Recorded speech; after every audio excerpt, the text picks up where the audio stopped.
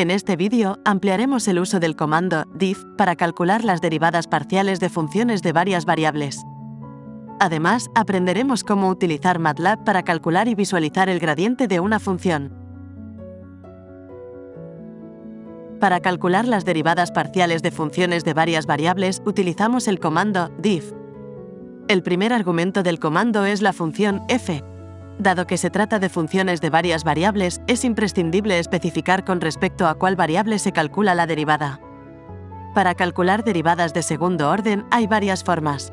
Podemos especificar el orden de la derivada antes de la variable, como diff f(2x), para calcular la segunda derivada parcial de f con respecto a x. También podemos utilizar la definición de segunda derivada como la derivada de la derivada, especialmente útil para el cálculo de derivadas cruzadas.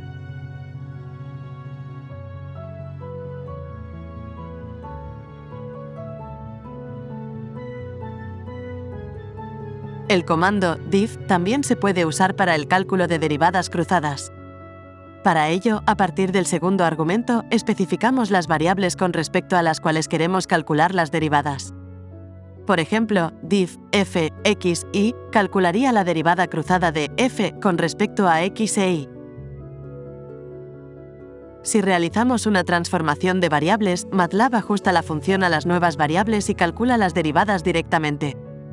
Por ejemplo, si tenemos una función f de x y queremos cambiar las variables a s y t, usando la transformación x igual a g de st e y igual a h de st, MATLAB automáticamente ajustará la función a f de st y calculará las derivadas parciales con respecto a s y t directamente. A partir de este momento, no se podrá calcular las derivadas con respecto a x o y. Es importante definir la transformación antes de la definición de la función. Si no se hace así, MATLAB interpretará la función como una función de las variables originales x, e, y el resultado de la derivada será 0. El comando gradient en MATLAB calcula el gradiente de la función f. Si f es una función simbólica, el gradiente también será simbólico. Esta definición es muy útil para realizar cálculos basados en el gradiente, como la búsqueda de puntos críticos. Sin embargo, no es directamente útil para la representación gráfica del campo de gradiente. Para representar campos vectoriales en MATLAB existe el comando keyword, pero este comando no admite argumentos simbólicos.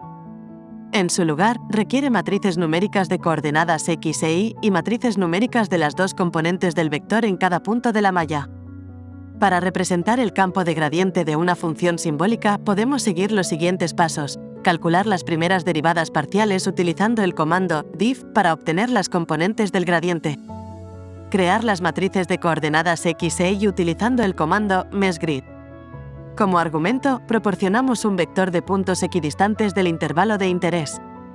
Si las coordenadas x e y tienen distintos intervalos o número de puntos, podemos proporcionar dos vectores separados, uno para cada dirección. Evaluar las derivadas en los puntos de la malla utilizando las matrices de coordenadas x e y, llamar al comando keyword con las matrices de coordenadas x e y las matrices de las componentes del vector para representar el campo vectorial del gradiente.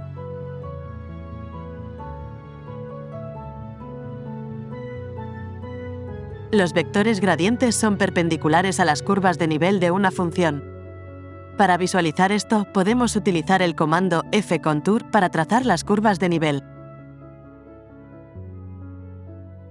Además, representamos la superficie utilizando el comando fsurf.